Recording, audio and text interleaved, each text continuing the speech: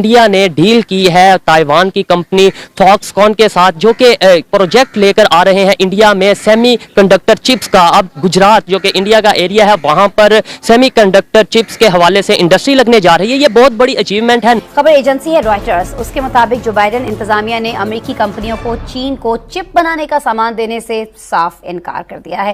Taiwan के बाद हिंदुस्तान वो पहला मुल्क है जो सेमीकंडक्टर चिप की फैक्ट्री लगाने जा रहा है। हमारी इकोनॉमी नियर कोलैप्स है, ये डिफॉल्ट हम कर गए हैं। इंडिया को इस बात का बड़ी अच्छी तरह अंदाजा है कि आने वाला वक्त जो है वो टेक्नोलॉजी टेक ओवर का है। अमेरिका की जानिब चीन को मसनूई जहानत के आलात और कंप्यूटर चिप्स पर पाबंदी क्यों लगाई जा रही है? Why should America want to be friendly?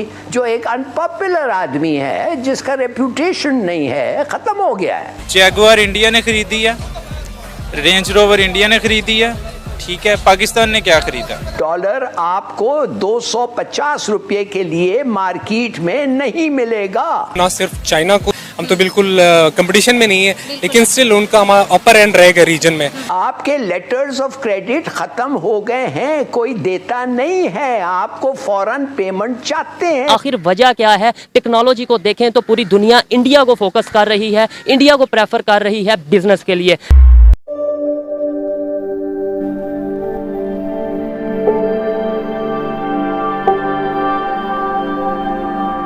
India ने डील की है ताइवान की कंपनी फॉक्सकॉन के साथ, जो कि प्रोजेक्ट लेकर आ रहे हैं इंडिया में सेमीकंडक्टर चिप्स का। अब गुजरात जो कि इंडिया का एरिया है, वहां पर सेमीकंडक्टर चिप्स के हवाले से इंडस्ट्री लगने जा रही है। ये बहुत बड़ी अचीवमेंट है, ना सिर्फ गुजरात के लिए बल्कि इंडिया के लिए। आपको बताता चलूं कि जब कोरोना वायरस आया था तो उस दौरान सेमीकंडक्टर चिप्स की बहुत ज्यादा शॉर्टेज हो चुकी थी पूरी दुनिया में। अब इसी सूरत हाल को देखा जाए तो इंडिया में एक तरफ आईफोन जैसे, एप्पल जैसे ब्रांड्स आ रहे हैं, टेस्ला आना चाह रहा है, दूसरी तरफ सेमीकंडक्टर चिप्स इंडिया में बनने जा रही हैं। आखिर वजह क्या है? टेक्नोलॉजी को देखें तो पूरी दुनिया इंडिया को फोकस कर रही है, इंडिया को प्रेफर कर रही है बिजनेस के लिए। आखिर पाकिस्तान भी इंडिया के बिल्कुल साथ है, हमसाया कंट्री है। यहां पर इस तरीके से बड़ी कंपनीज आकर इन्वेस्टमेंट क्यों नहीं करती? इंडिया की गवर्नमेंट इस तरह की कंपनीज को क्या ऐसा फैसिलिटेट करती है कि ये सब लोग वहां पर जाना प्रेफर करते हैं, ये सब कंपनीज वहां पर जाकर अपना बिजनेस सेटल करना प्रेफर करते हैं। रिसेंटली ताइवान की एक कंपनी है, उसकी डील हुई है इंडिया की कंपनी के साथ, और अब इंडिया में बनने जा रही हैं सेमीकंडक्टर चिप्स, जो कि एक बहुत अहमियत की चीज़ है। खासतौर पे अगर बात की जाए मोबाइल इंडस्ट्री की, लैपटॉप इंडस्ट्री की, या ये जितने भी ऑटोमोबाइल इंडस्ट्री है, इसमें सेमीकंडक्टर चिप्स बड़ी मैटर करती हैं। अब इंडिया में बनने जा रही हैं, और इसके अंदर ये है कि ये बड़ी बड़ी कंपनीज, अगर आप एप्पल की बात कर लें, अगर आप बात कर लें टेस्ला की बात कर लें, या जितनी भी बड़े बड़े ब्रांड्स हैं, वो इंडिया में जाकर इन्वेस्टमेंट क्यों करते हैं? पाकिस्तान बिल्कुल साथ है, यहाँ क्यों नहीं करते? जी देखिए, इन्वेस्टमेंट के लिए ज़रूरी है कि इन्वायरमेंट इकोसिस्टम जब होगा ना आपका बिजनेस के लिए, तो फिर डेफिनेटली कंपनियां आपके पास आएंगी और इन्वेस्ट करने के लिए राजी होंगी। इकोसिस्टम में अगर इकोसिस्टम को अगर आपके कोई ख़राब कर रहा है तो वो है मिलिटेंसी, पहले नॉन पॉलिटिकल इंस्टीट्यूट मिलिटेंसी है। उसके बाद जो आपके साथ जो अफगानिस्तान का आपके साथ ड्यूरल लाइन का इशू, आपके मिलिटेंसी इन्फिल्ट्रेट होगी इधर, वो भी एक आपका इशू है। दूसरे नंबर पे आपके लॉज देखने पड़ेंगे दूसरी कंपनियों को, वो के डील करते हैं इनके साथ। ये सॉरी आपकी बात कर रहा हूँ, लॉज इसी पे फोकस किया जाए, बाकी चीजों को छोड़ दिया जाए तो शायद यही सारी चीज को कवर क्योंकि जब आपके लॉज उन्हें फैसिलिटेट करेंगे कंपनियों को लैंड एक्विजिशन के लिए, उसके बाद इलेक्ट्रिसिटी इशू, उसके बाद सबसे बड़ा इंफ्रास्ट्रक्चर जरूरी है कंपनीज को अपना।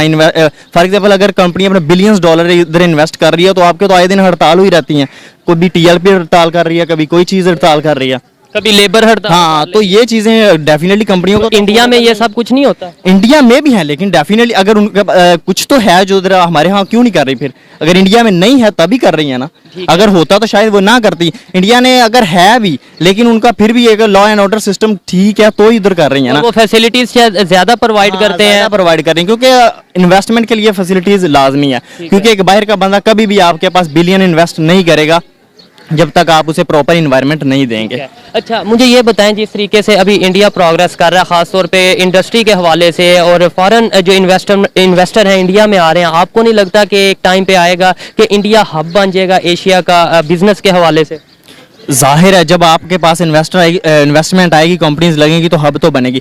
ताइवान के बाद हिंदुस्तान वो पहला मुल्क है जो सेमीकंडक्टर चिप की फैक्ट्री लगाने जा रहा है। इससे पहले हिंदुस्तान में सेमीकंडक्टर की मालियत 2021 में 27 बिलियन थी। सेमीकंडक्टर की फैक्ट्री लगाने से न सिर्फ हिंदुस्तान की इकोनॉमी स्टेबल होगी बल्कि गुजरात में 1 लाख से ज्यादा की मुलाजमतें भी पैदा होगी। ताइवान के बाद हिंदुस्तान वो पहला मुल्क है जो सेमीकंडक्टर चिप की जो फैक्ट्री लगाने जा रहा है। तो इंडिया की इस कामयाबी पर आप क्या कहना चाहेंगे?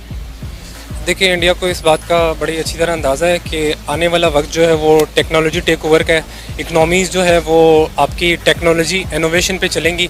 तो मुझे लगता है कि उनकी इस चीज़ की बड़ी क्लैरिटी है कि फ्यूचर में वो दुनिया को अगर कम्पीट करना चाहें और दुनिया को लीड करना चाहें, मार्केट को ओवरटेक करना चाहें, तो वो इस टेक्नोलॉजी की फील्ड में वो इन्वेस्ट कर रहे हैं। तो डेफिनेटली उनको बहुत ज़बरदस्त कम्पिटिटिव एज होगा और वो ना सिर्फ चाइना को, जो कि एक फास्टेस्ट ग्रोइंग इकनॉमी है, और उसके साथ साथ जो अपने उसके राइवल नाइबर्स में पाकिस्तान है, हम तो बिल्कुल कंपटीशन में नहीं है, लेकिन स्टिल उनका हमारा अपर एंड रहेगा रीजन में टेक्नोलॉजिकल एडवांसमेंट में और इनोवेशन में। हिंदुस्तान हमेशा से, अगर हम पाकिस्तान या इंडिया का कंपैरिजन करें तो पाकिस्तान से तो वो कई साल आगे है टेक्नोलॉजी के लिहाज से। उनके पास हंड्रेड्स ऑफ यूनिकॉर्न स्टार्टअप्स हैं। समझता हूँ ये है मुजाहिद साहब कि हमारी इकोनॉमी नियर कोलैप्स है। ये डिफ़ॉल्ट हम कर गए हैं, हम डिफ़ॉल्ट कर गए हैं और ये लोग जो हैं 50% पाकिस्तानी बॉन्ड्स डिस्काउंट हो गए हैं। इसका मतलब जो आप किसी से पूछ लें, मतलब है कि कोई हमें पैसे देने के लिए तैयार नहीं होगा। आज मुजाहिद साहब डॉलर आपको 250 रुपये के लिए मार्केट में नहीं मिलेगा। आपके लेटर्स ऑफ क्रेडिट खत्म हो गए हैं, कोई देता नहीं है। आपको फौरन पेमेंट चाहते हैं, मंथली 3 मंथली, कोई ठहरने के लिए तैयार नहीं है। अंडरस्टैंड कि ये लोग, ये 2 पार्टीज और एस्टेब्लिशमेंट मिलके इस इकोनॉमी के हालत को टर्न अराउंड नहीं कर पाए, नहीं कर सके, और ये फ्लड आके तो और भी ख़त्म कर दिया है।